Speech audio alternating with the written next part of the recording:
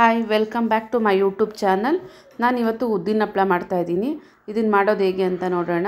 ನಾನಿಲ್ಲಿ 1 ಲೀಟ್ರಷ್ಟು ನೀರು ಇಟ್ಕೊಂಡು ಅದಕ್ಕೆ 2 ಈರುಳ್ಳಿ ಕಟ್ ಮಾಡಿ ಹಾಕಿದ್ದೀನಿ. ಹಾಗೆ 1 ಇಡೀ ಕರಿಬೇವು ಹಾಕಿ ಕುದಿಯೋಕ್ಕೆ ಇಟ್ಟಿದ್ದೀನಿ. ಜೊತೆಗೆ ಸ್ವಲ್ಪ ಹಿಂಗು ಹಾಕಿದ್ದೀನಿ. ನಾನಿಲ್ಲಿ ಉಪ್ಪು ಮತ್ತು ಮೆಣಸಿನ ಪುಡಿ ಮತ್ತು ಜೀರಿಗೆ ಪುಡಿ ಅಂದರೆ ಸುಮ್ಮನೆ ಕುಟ್ಕೊಂಡಿದ್ದೀನಿ. 3-4 ಮೆಣಸಿನ್ಕಾಯಿ ಕುಟ್ಕೊಂಡಿದ್ದೀನಿ. ಹಪ್ಪಳದ ಖಾರನೂ 2 ಸ್ಪೂನ್ ತೊಗೊಂಡಿದ್ದೀನಿ. 1 kg ಉದ್ದಿನ ಹಿಟ್ಟಿಗೆ ನಾನು 2 ಟೀ ಸ್ಪೂನ್ ತೊಗೊಂಡಿದ್ದೀನಿ. ಇದಿಷ್ಟು ಹಾಕ್ಕೊಂಡು ಮಿಕ್ಸ್ ಮಾಡ್ಕೊಳ್ಳೋಣ ಚೆನ್ನಾಗಿ ಎಲ್ಲನೂ. ಹಿಟ್ಟಿಗೆ ಬೆರೆಸ್ಕೋಬೇಕು.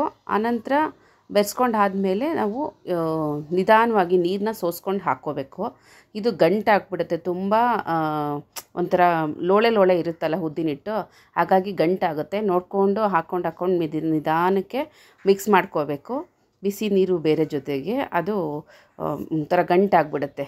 ಎಲ್ಲ ಕ್ಲೀನಾಗಿ ಮಿಕ್ಸ್ ಮಾಡಿ ನಾದ್ಕೋಬೇಕು ಚೆನ್ನಾಗಿ. ಇಲ್ಲ ಅಂತಂದರೆ ಅದು ಹಿಟ್ಟು ಬರೋದೇ ಇಲ್ಲ.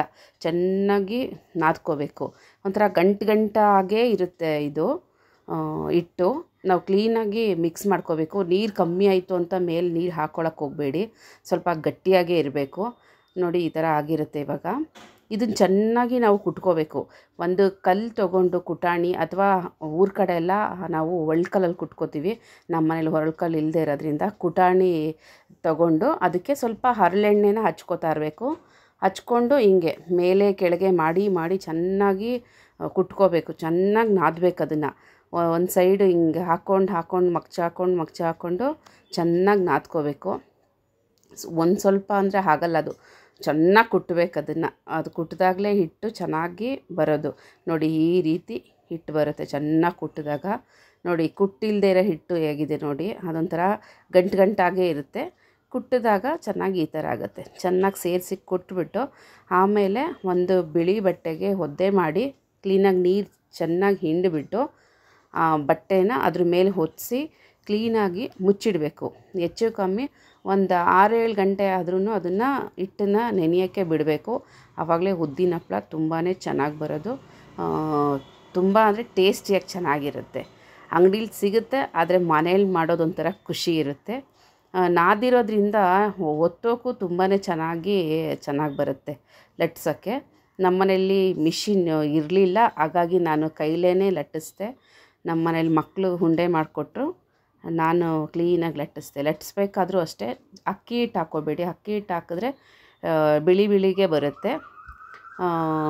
ನಾನು ಸ್ವಲ್ಪ ಮೈದಾ ಹಿಟ್ಟು ಸುಮ್ಮನೆ ತಾಕ್ಸ್ಕೊಂಡು ಹಾಗೆ ಹಾಕ್ಕೊಂಡಿದ್ದೀನಿ. ನೀವು ಬೇಕಾದರೆ ನಿಮ್ಮನೇಲಿ ಪ್ರೆಸ್ಸಿಂಗ್ ಇದ್ದರೆ ಪ್ರೆಸ್ಸಿಂಗ್ ಮಾಡ್ಕೊಳ್ಳಿ. ಇಲ್ಲ ಅಂತ ಹೇಳಿದ್ರೆ ಕೈಲೇ ಮೈದಾ ಹಿಟ್ಟು ಹಾಕ್ಕೊಂಡು ಲಟ್ಟಿಸ್ಕೊಳ್ಳಿ, ತುಂಬ ಚೆನ್ನಾಗಿ ಬರುತ್ತೆ. ಜಾಸ್ತಿ ಎಣ್ಣೆನೂ ಹಾಕ್ಕೋಬಾರ್ದು. ಎಣ್ಣೆ ಹಾಕ್ಕೊಂಡು ಲಟ್ಟಿಸಿದ್ರೆ ಅದು ಒಂಥರ ಚುಂಗು ಬರುತ್ತೆ. ಎಣ್ಣೆ ಸ್ಮೆಲ್ಲು ಒಣಗಿಸ್ದಾಗ ಒಂಥರ ವಾಸನೆ ಬರುತ್ತೆ. ಹಪ್ಪಳ ಒಣಗಿಸೋದು ಕೂಡ ಅಷ್ಟೇ ಬಿಸಿಲಲ್ಲಿ ಬೇಡ, ನೆರಳಲ್ಲೇ ಹಾಕ್ಕೋಬೇಕು.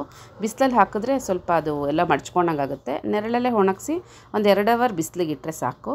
ನೋಡಿ ಹಪ್ಪಳನೂ ಅಷ್ಟೇ ತುಂಬ ಚೆನ್ನಾಗಿ ಬರುತ್ತೆ. ಆದರೆ ಬೇರೆ ಹಪ್ಪಳ ಥರ ಸೋಡಾ ಏನೂ ಹಾಕಿಲ್ಲ, ಅದಾಗಿ ದೊಡ್ಡದಾಗಿ ಉಬ್ಬಲ್ಲ, ಆದರೆ ಟೇಸ್ಟಿಯಾಗಿ ತುಂಬ ಚೆನ್ನಾಗಿರುತ್ತೆ. ಯಾರು ನನ್ನ ಚಾನಲ್ನ ಫಸ್ಟ್ ಟೈಮ್ ನೋಡ್ತಾ ಇದ್ದೀರಾ ಅವರು ಸಬ್ಸ್ಕ್ರೈಬ್ ಮಾಡ್ಕೊಳ್ಳಿ. ಹಾಗೆ ಲೈಕ್ ಮಾಡಿ, ಶೇರ್ ಮಾಡಿ, ಕಮೆಂಟ್ ಹಾಕಿ. Thank you.